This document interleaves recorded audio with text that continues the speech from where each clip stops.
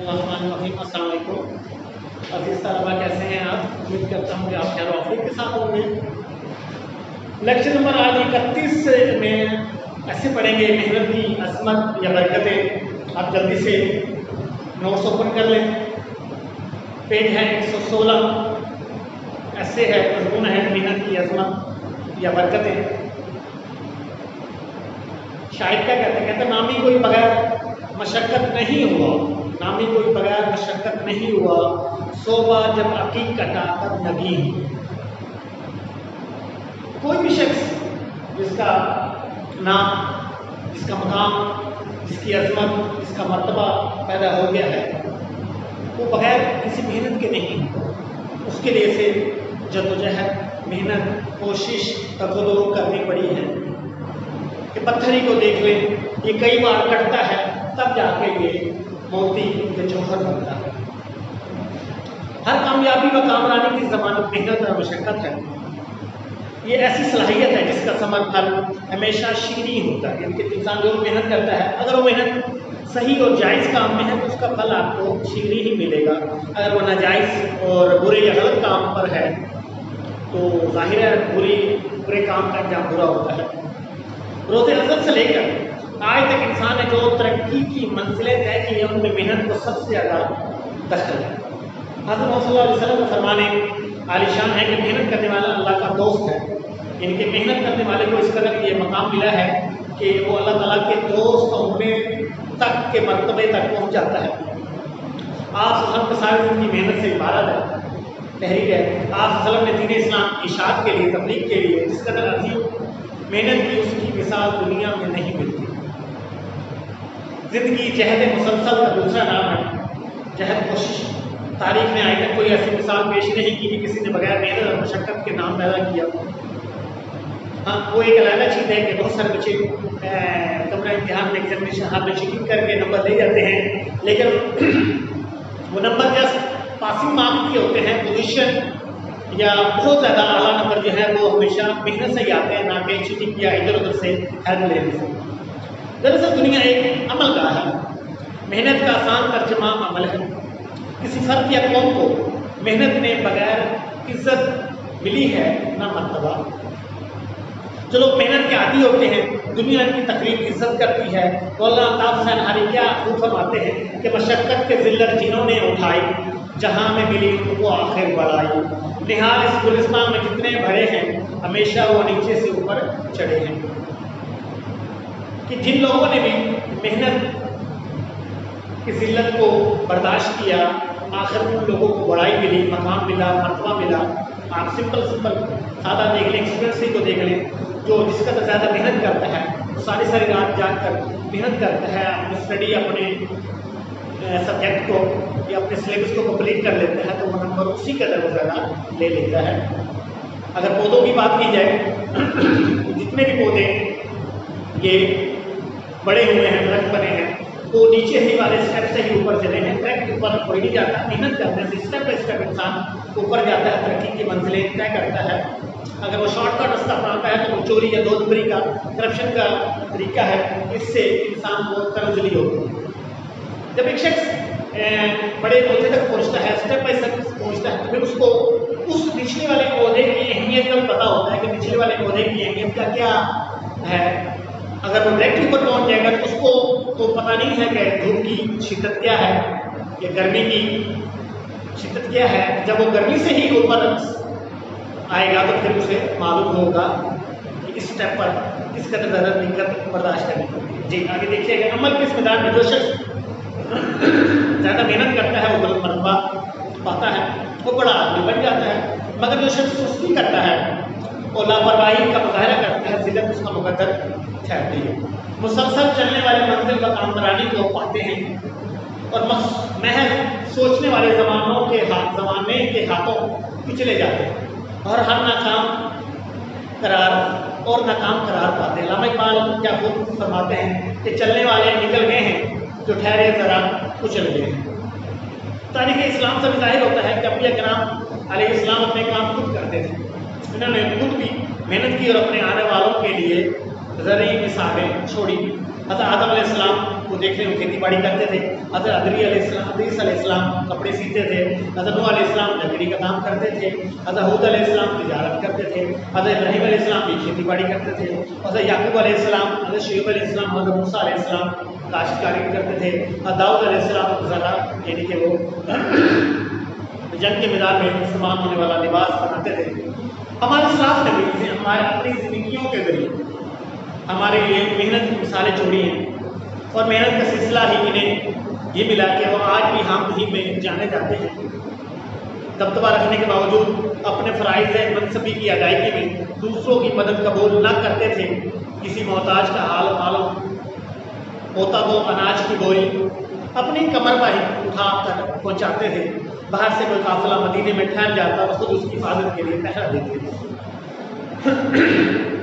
انگریزوں نے اپنے دور اقتدار میں حکومت کا دبدبہ قائم رکھنے کے لیے ہندوستانی عوام اور افسروں کے درمیان اعلیٰ و ادنا و اعلیٰ کا امتیاز رکھا۔ صاحب لوگ غلط قسم کے احساسی کمتری کی وجہ سے اپنے چھوٹے چھوٹے کام محنت سے انجام دینا ہی اپنی توہین سمجھتے تھے۔ اس لیے معاشرے میں آہستہ آہستہ یہ رجحان عام ہو گیا کہ اپنے ذاتی کام خود کرنے کی بجائے دوسروں سے کروانا ہی عزت کا حقیقی معیار ہے۔ اس غلط پرورش کا بنیادی سبب یہ ہے کہ بعض کام ہمارے نزدیک نظر میں گھٹیا اور بعض اونچے درجے کے ہیں۔ مثلاً جوتے گھانٹنا، نہر کی کھدائی کرنا، کاشتکاری کرنا، گھٹیا قسم کے کام سمجھے جاتے ہیں۔ کام ہی ہوتا ہے اور محنت کرنے میں کسی قسم کی کوئی شرم نہیں۔ اس کو مقابلے میں افسری، انجینئرنگ اور ڈاکٹری وغیرہ اونچے درجے کے کام سمجھے جاتے ہیں۔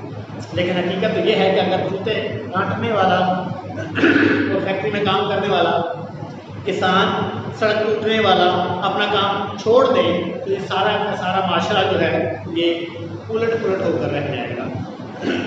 جب یہ کام نہیں کریں گے تو پھر آگے سلسلہ نہیں چل پائے گا۔ محنتی سے ترقی ممکن ہے۔ جس چیز کے حصول کے لیے محنت سے کوشش کی جائے تو ضرور مل جاتی ہے۔ کسان محنت سے کھیت میں بیج ڈالتا ہے، اس کی گوڈی کرتا ہے، پانی دیتا ہے، پھر جا کر اسے اناج کی دولت ہاتھ لگتی ہے۔ اس کے برعکس اگر کسان سستی اور کاہلی کا مظاہرہ کرے تو اسے کچھ حاصل نہ ہو۔ طالب علم کی زندگی بھی محنت سے عبارت ہے۔ اگر طالب علم محنت اور شوق سے علم حاصل کرے گا تو بہت جلد مقام حاصل کر لیتا ہے۔ اس کے برعکس کاہل طالب علم ہمیشہ زمانے کی ٹھوکریں کھاتے رہتے ہیں۔ اس لیے کہا جاتا ہے کہ محنت ہی ایک ایسا جوہر ہے جو انسان کی زندگی کے ہر میدان میں کامیابی اور کامیابی سے ہمکنار کرتا ہے۔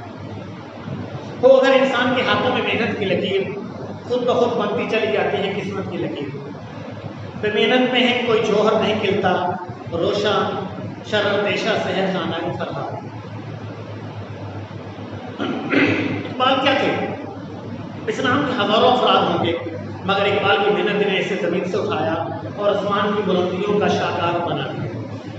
اس اقبال نے نہ صرف قوم کو خواب غفلت سے بیدار کیا بلکہ انہیں محنت میں ابھارا، ان کے اندر عمل کی قوت کو تیز کر دیا، جس کا نتیجہ یہ نکلا کہ وہی قوم جو سالوں سے غفلت میں ڈوبی ہوئی تھی جب محنت کرنے پہ آئی تو محض چند سال کے قلیل عرصے میں اپنا الگ وطن حاصل کرنے میں کامیاب ہوئی۔ افراد کے ہاتھوں میں ہے اقوام کی تقدیر، ہر فرد ہے ملت کے مقدر کا ستارہ۔ محمد علی جناح جنہیں دنیا میں پانی پاکستان کے نام سے پکارا جاتا تھا، دبلے پتلے کمزور جسم کے مالک، اس نوجوان کے پاس صرف ایک ہی قوت تھی جسے محنت کے نام سے پکارا جاتا تھا۔ اس قائد اعظم نے دن رات کی محنت سے دنیا کا نقشہ بدل دیا۔ انہوں نے اپنی بے مثال محنت کی بدولت اقبال کے تخیل کو حقیقت کی شکل دی اور دنیا کے نقشے پر ایک عظیم ملک پاکستان کے نام سے سامنے آیا۔ معروف شاعر احسان دانش کی ساری زندگی محنت سے عبارت ہے۔ ایک وقت میں پنجاب یونیورسٹی میں ایک رہٹ پر مزدور کی حیثیت سے کام کرتے تھے، پھر ایک وقت آیا کہ وہ اس یونیورسٹی میں ممتحن کے فرائض انجام دیتے رہے جو صرف محنت کی وجہ سے۔ یہ سب کیا تھا؟ یہ محنت کا اعجاز ہے، صبر ہے کہ ایک شخص کو اس قدر وقار اور عزت عطا ہوئی کہ کسی کو احسان دانش کے لیے کہنا پڑا کہ اب تو آپ کو مر جانا چاہیے کہ اتنی ترقی کرتے ہوئے کسی اور شخص کو نہیں دیکھا گیا۔ سر سید احمد خان کی زندگی کا مطالعہ کر کے دیکھ لیں، قوم کی خاطر انہوں نے کیا کچھ برداشت نہیں کیا، کس قدر محنت کی نوجوانوں کے لیے، کس قدر محنت سر سید احمد خان نے کی، شاید کسی اور رہنما نے کی۔ علی گڑھ کے اسکول سے لے کر یونیورسٹی تک کی داستان کو ہم داستان محنت اور مشقت قرار دے سکتے ہیں۔ سر سید احمد خان مسلم نوجوانوں کے لیے اس قدر بے چین اور بے قرار رہتے تھے کہ ان کے لیے انہوں نے اپنی ساری زندگی وقف کر دی۔ قیام پاکستان کا معجزہ ایسے نہیں ہو گیا، اس کے پیچھے شاہین نوجوانوں کی محنت کا ہاتھ تھا۔ اقبال نے امت مسلمہ کے نوجوانوں کو بتایا کہ محنت کی بدولت ہر ناممکن کو ممکن بنایا جا سکتا ہے۔ پھر دنیا نے دیکھا، مسلم قوم بیدار ہوئی، انگریزوں اور ہندوؤں سے اپنا حق چھین لیتی ہے، جس طرح عباس اپنا شکار چھین لیتا ہے۔ اقوام عالم کی تاریخ پر نظر دوڑائیں تو ہمیں یہ حقیقت نظر آتی ہے کہ وہی قومیں مؤسس اور کامران پاتی ہیں جو محنت سے اپنا دامن جوڑ دیتی ہیں۔ چین اور جاپان کی مثال دیکھ لیں کہ ان دونوں ممالک کے عوام نے اپنے آپ سے عہد کر لیا کہ محنت کو اپنی عادت ثانیہ بنائیں گے، یعنی پختہ عادت بنائیں گے۔ پھر دنیا نے دیکھا کہ آج دونوں اقوام ترقی کی راہ میں دنیا کے تمام اقوام قوموں سے آگے نکل چکے ہیں۔ جاپان کی ایک اور بات مجھے یہاں یاد آ گئی ہے کہ کیا خوب انہوں نے ترقی کی۔ پچھلے ہی دنوں نیوز پر چل رہا تھا کہ جاپان نے ایک ایسا AC ایئر کنڈیشنر تیار کر لیا ہے جو صرف کمر پہ لگا کے انسان مارکیٹ میں بازار میں ادھر ادھر گھوم سکتا ہے، یعنی کہ اگر اسے بازار میں گرمی لگ رہی ہے تو وہ AC اپنی کمر پہ چھوٹا سا انہوں نے بنایا ہے، وہ لگا کر جا سکتے ہیں۔ لیکن اس قدر انہوں نے ترقی کر دیا اور ابھی ہم دیکھیں کہاں پر ہیں۔ مسلمانوں کا ماضی بڑا درپسندہ ہے۔ جابر بن حیان بڑا روشن ہے۔ جابر بن حیان، ابو علی سینا اور ابو القاسم ظاہروی جیسے عظیم سائنسدان اس امت کا سرمایہ ہے۔ ان کے لیے ایک لمحے کی خطا ہمیشہ کی شرمندگی اور پریشانی کا سبب ہو سکتی ہے، اس لیے ان لوگوں نے اپنی زندگی کے ایک ایک لمحے کا درست استعمال کیا اور اپنے بعد آنے والے لوگوں کے لیے علم و دریافت کا بحر بے کرم چھوڑ گئے، جس میں آج تک مشرق و مغرب کے بڑے بڑے عالم و فاضل غوطہ زنی میں مصروف عمل ہیں۔ انہوں نے بہت بڑے کارنامے سر انجام دیے جس پر آج تک لوگ جو ہے مشاہدے تجربے کرتے آ رہے ہیں، جس کی وجہ سے ان کے نالج میں بھی مسلسل اضافہ ہو رہا ہے۔ تو صرف ان کے ایک عمل کی وجہ سے اور آنے والے لوگوں کے لیے راستہ بنا اور پھر ان لوگوں نے بھی محنت کی اور آگے ان لوگوں کو بھی کامیابیاں ملی۔ محنت اور ترقی بغیر مشقت کے حاصل نہیں کی جا سکتی۔ دنیا میں جس قوم نے بھی ترقی کو چھوا اس نے مسلسل ارک ریزی کی، کمال محنت کی، بہت زیادہ محنت کی۔ وہ سالہ سال تجسس اور تلاش کی وادی میں سرگرداں رہے، پھر کہیں جا کر اسے بلند و بالا اور عرفہ و اعلیٰ مقام حاصل ہو سکتا ہے۔ ان کی مسلسل محنت کی وجہ سے کہ انسان کو مقام و مرتبہ حاصل ہو جاتا ہے۔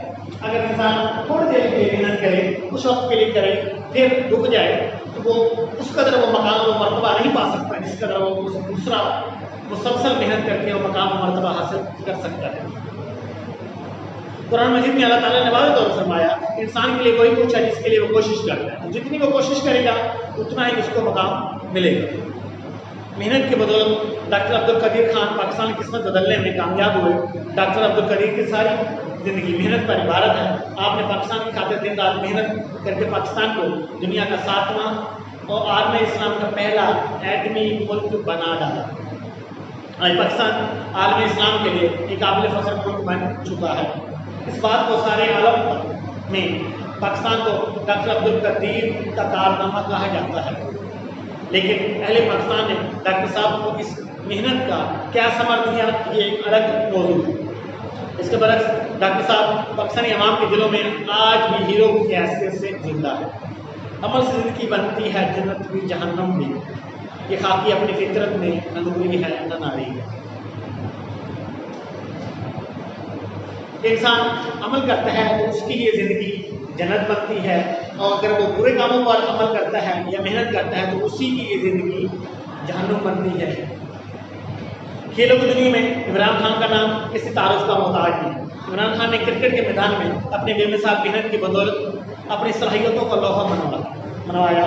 اس کے بعد اس شخص نے ایک ایسے کام میں ہاتھ ڈالا جس کو دنیا کے بڑے بڑے تجزیہ نگار ناممکن کام قرار دیتے رہے تھے، لیکن پھر چشم فلک نے دیکھا ایک فرد واحد کے انتھک محنت رنگ لائی اور شوکت خانم ہسپتال اپنا کام شروع کر دیتا ہے۔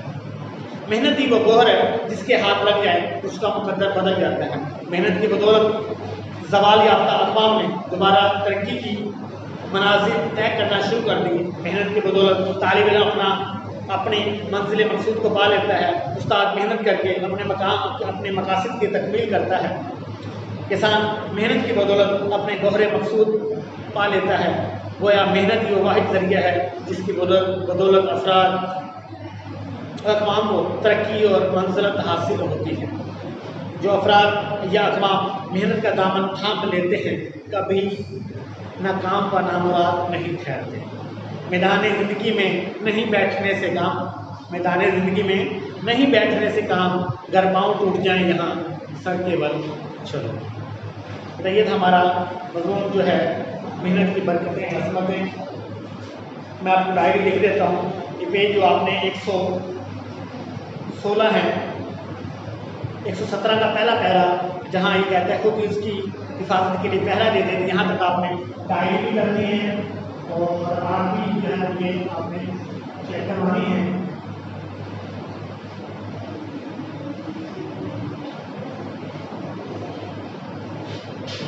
بچے ڈائری جو ہے وہ چیک کروا رہے ہیں، تو آپ کو ریکویسٹ ہے کہ اس کی چیک کریں اور آج کے لیے اتنا ہی۔ اللہ حافظ۔